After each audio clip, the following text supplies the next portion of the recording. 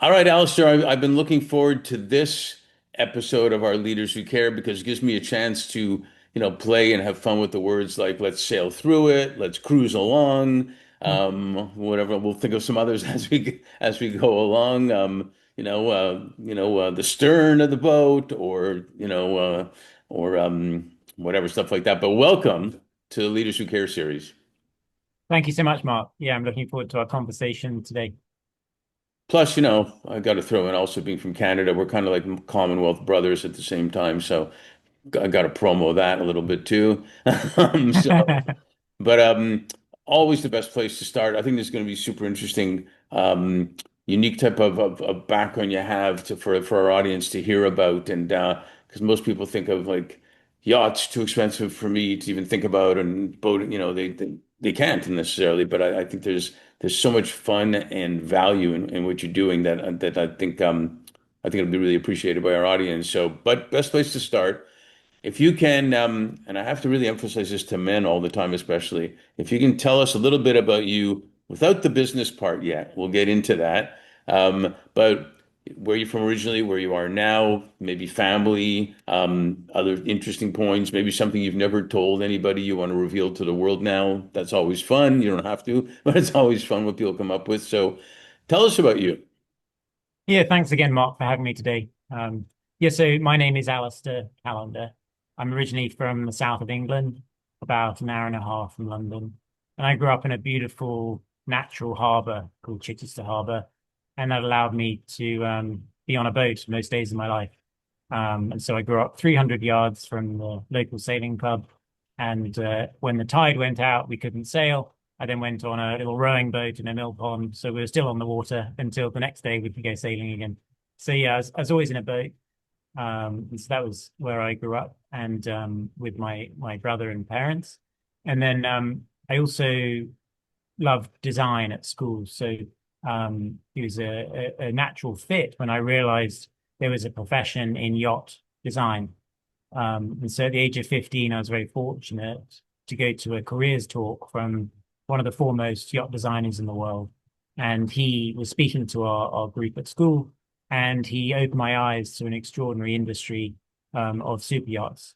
And I couldn't believe you could combine my passion for boats and yachts, as well as my passion for design. And so then I went to university Well, we'll get into in the that. Let's go. middle. Let me Okay. pause you for a second. I'm really good Yeah. at interrupting, by the way. Well, pause you for a second.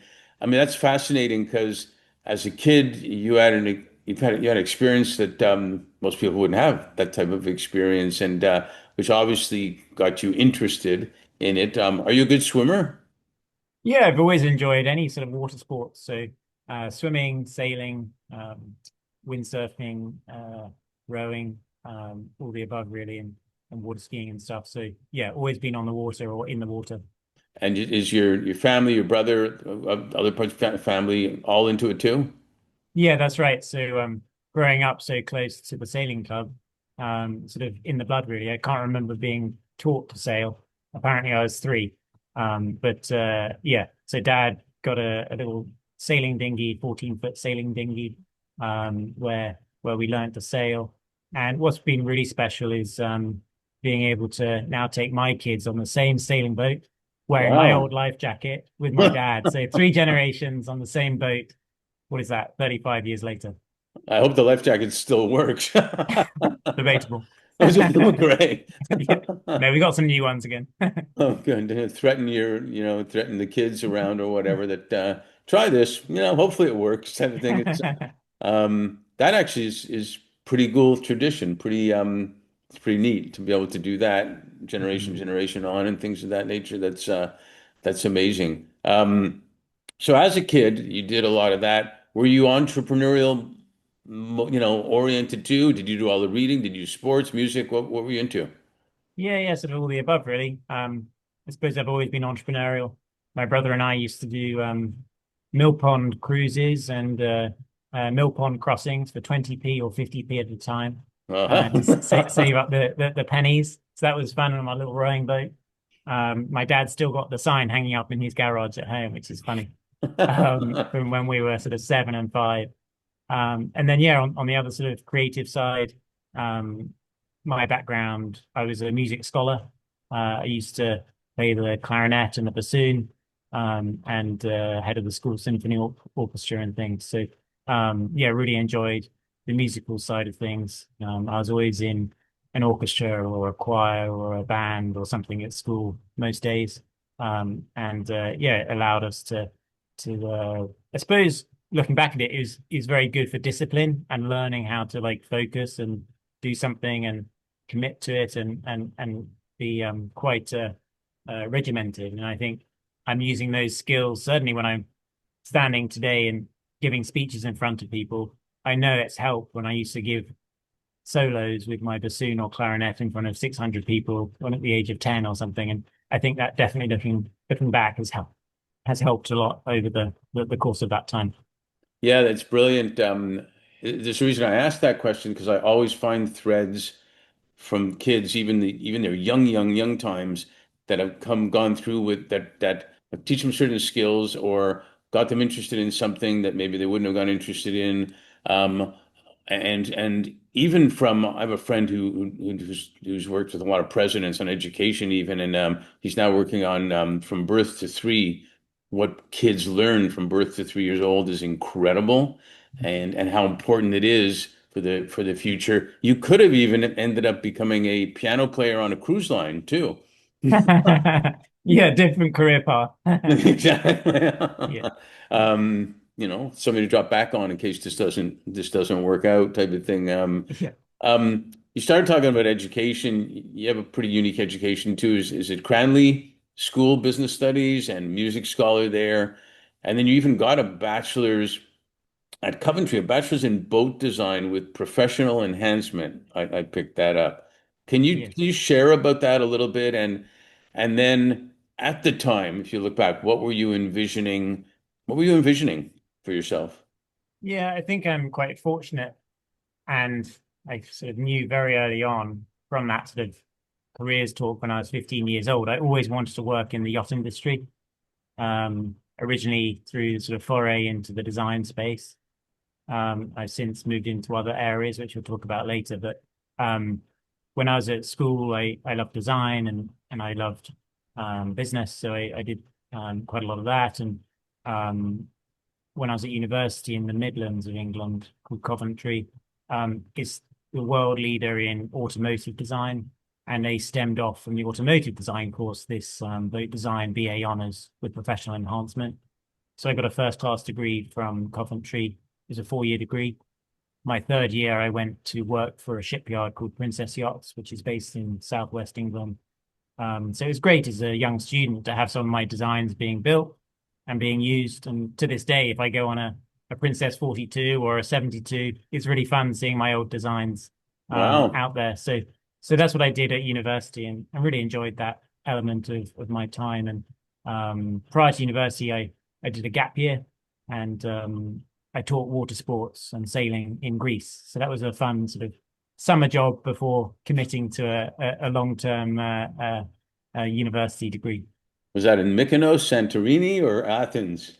It was on the west coast of Greece near Corfu, but on the Um, mainland, a beautiful little harbor called Civita. that must have been tough. Wow. Other sports then, other sports. Yes, yeah, that's right. I enjoyed sports growing up. So obviously sailing every day of the summer, but also I got involved with rugby and Mm, tennis and hockey, field hockey, as opposed to the ice hockey right. in Canada. So yeah, lots of different sports and golf and all sorts of things. So no, I enjoyed that. I wouldn't say I was a top athlete by any means, but I did enjoy it, and it's fun to look back at those sort of sports that I enjoyed and built some great friendships through. No, it's awesome. We founded our firm on the premise that leaders in their businesses can always do better when they're doing good at the same time. And I think what you've shown, that you were apparently really clear that you were interested in boats and yachts and were meant to be together. I'd love you to share some of your experiences in how design fits with the sales and marketing, that fits with brand building.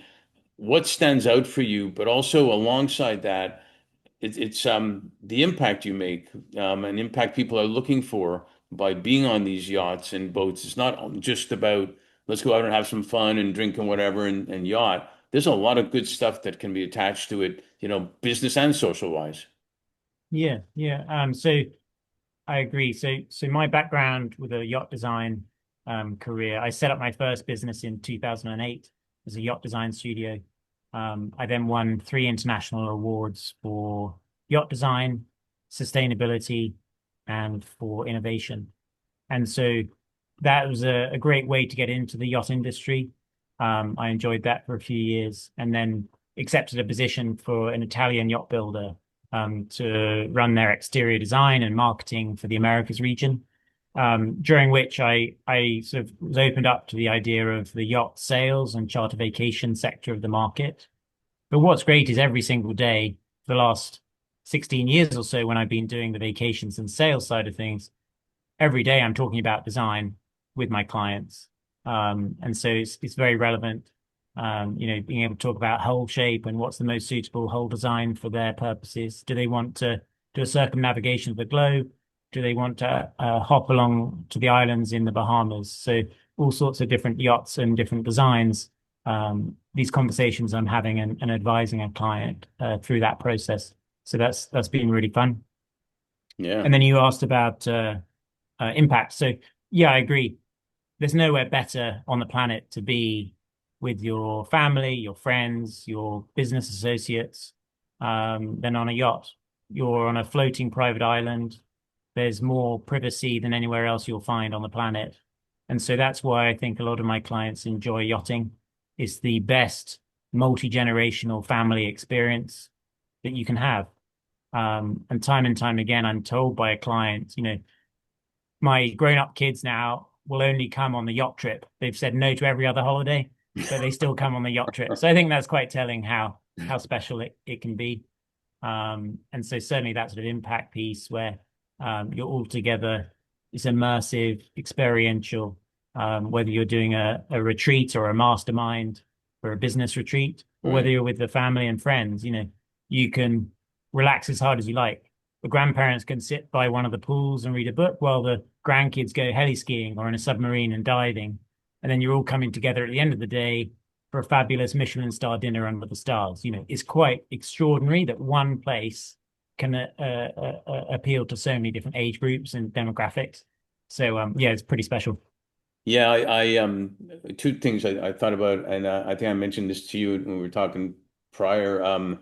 JM family, Jim Moran, when he was alive, he had a couple of major yachts in Miami, and I remember him showing me and a few of us when he went downstairs the wood in the cabin and whatnot, and he was having people look out around the world for specific wood that matched that wood that he felt just made it feel better what he wanted to feel, and that was that part. But he also had a lot of people come on, business people and nonprofits come on to help them on what they were doing and make an impact on his yacht and everything. So really, made an impact in a lot of ways.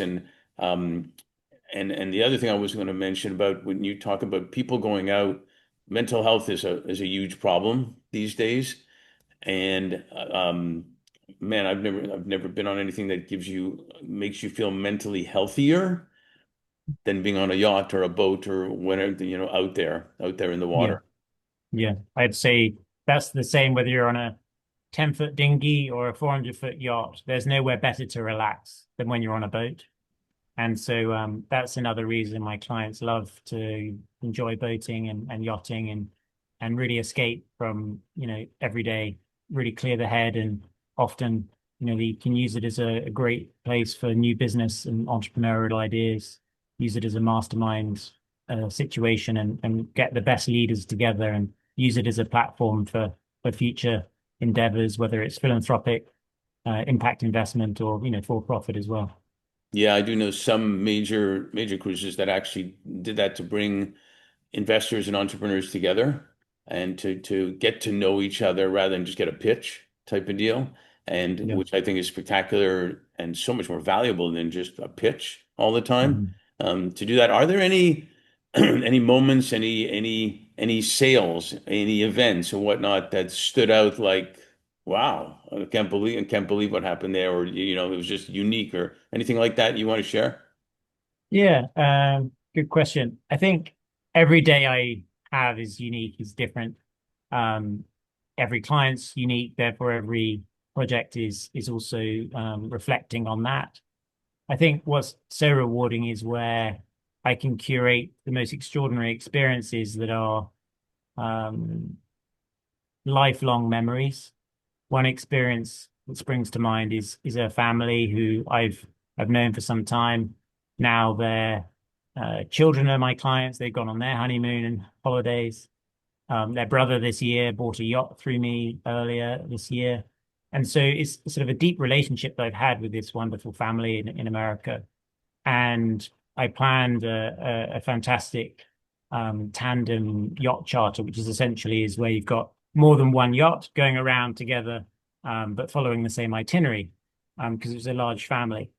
And originally I was introduced, and he said, "We go on cruise ships regularly, and we spend X amount per person." And I said, "Well, actually, I can find you a yacht that is less per person with your own chef, your own itinerary in beautiful Bahamas than what you were spending on a massive cruise ship with 2,000 people." I Right. know where I'd rather be, but you just don't know what you don't know. Right. And so that after that initial conversation, I sent a short list of great yachts. I personally inspect the yachts. I've tasted the food. I've seen the service. I know the yachts inside out after 20 years of inspecting them. And then once we've selected a couple of yachts, we then went down the route of planning the itinerary to the nth degree. But I think what was really memorable for me is on one of the final evenings of their trip in the Bahamas, um, it brought my client to tears, where and happy tears.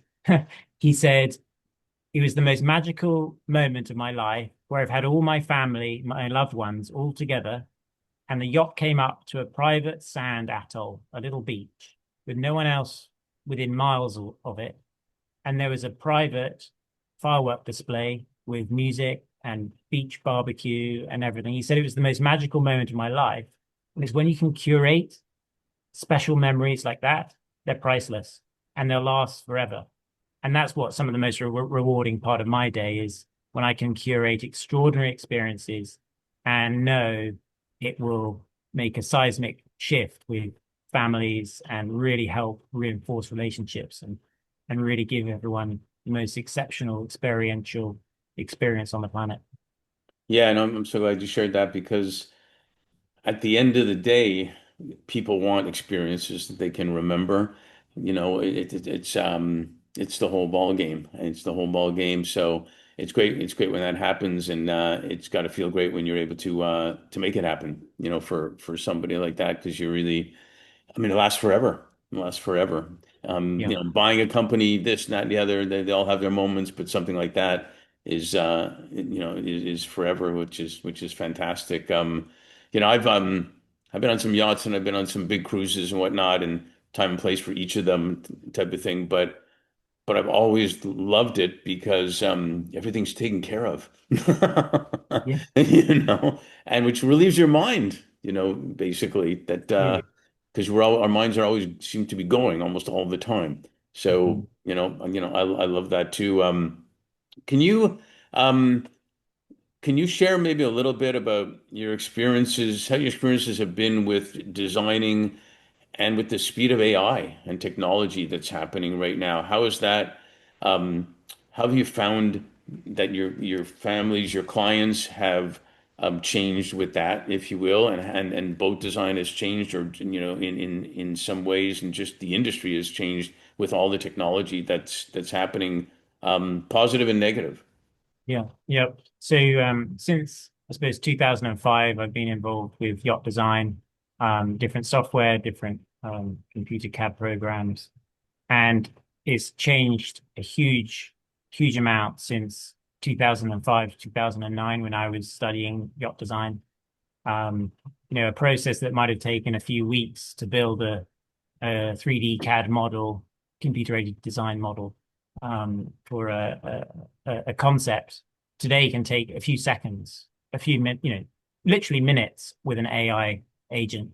Right. And so when you're it's not going to replace creativity, but it's certainly going to speed up the creative concept generation and process. Um, I think every industry will be impacted and already is being impacted by AI. I'm no expert by any means, but some of my clients are, and they've told me how it's going to make a huge paradigm shift in so many different industries. And the yacht industry is not agnostic to that. It's not separate from that. So I think certainly it's going to impact yacht design, hopefully for the better, where things can be done more efficiently, a faster yet higher quality process. But I think ultimately the luxury industry will remain the highest level of service and that touch point that people want. If you're spending $1 million on a yacht vacation, you don't want AI to plan it for you. You want a human being at the other end of the phone if, heaven forbid, something goes wrong. And I think when you're at the luxury end of any market, the more human interaction is needed to maintain that experiential quality service. And that's not to say AI can't help, and I think Sure. it very much already is. But that's more on sort of the processes and the systems as opposed to the human relationship. I always say I'm in the relationship business. I happen to be a yacht advisor and maybe a philanthropic advisor these days, but certainly people want to work with a human being. I think that couldn't be more different today than it was. So I think to answer your initial question about design, I think people still want to work with the world's best designers, a human being. And of course, design development and concept generation will inevitably change with AI, but I think ultimately you'll still have the need for and the want for a human being.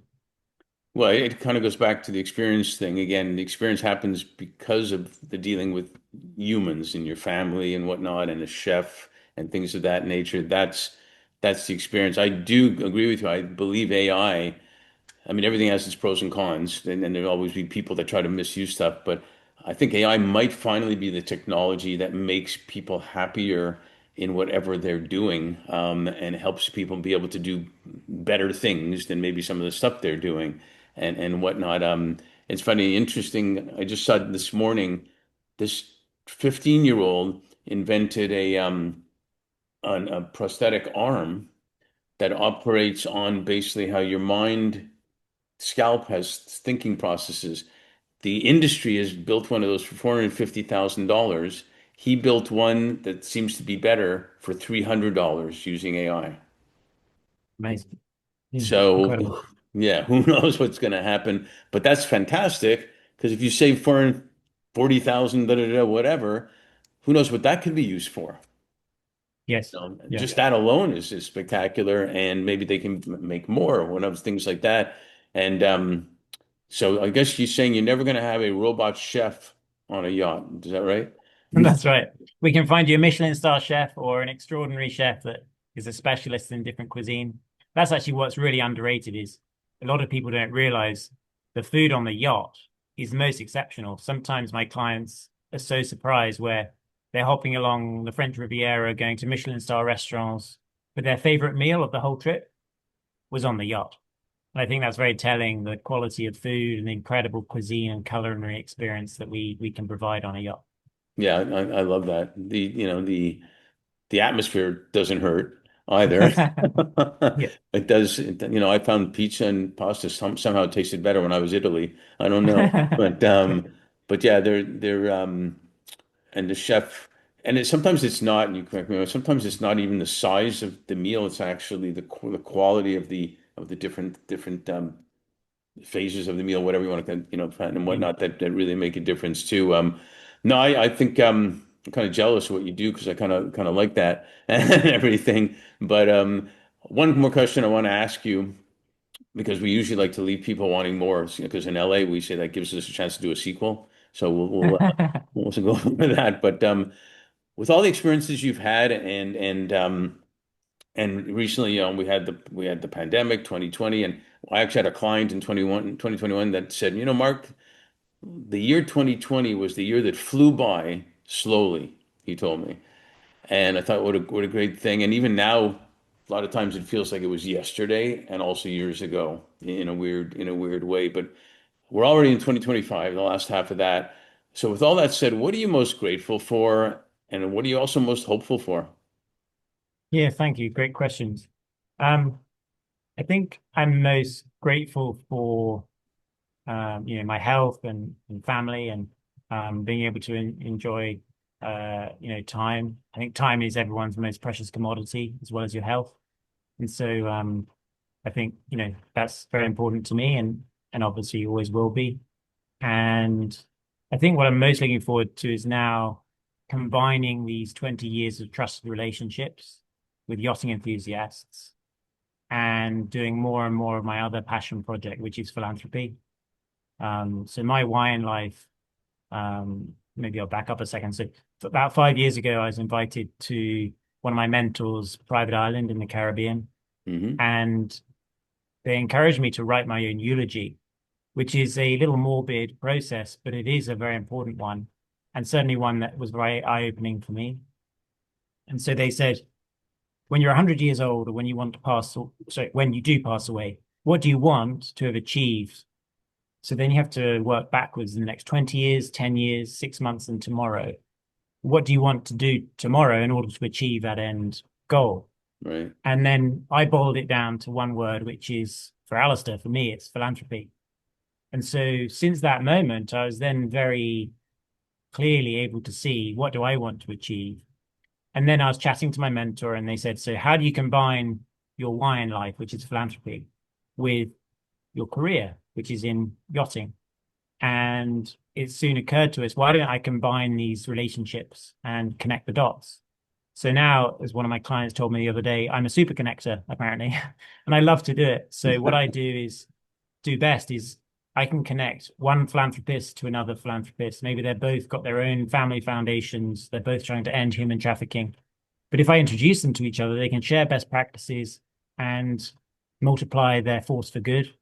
I think it's everyone's responsibility to do what they can to support their causes of their choice. And certainly, I think wealth is the expansion tool of your heart. And so, if you can grow your wealth, you can then grow your philanthropic work.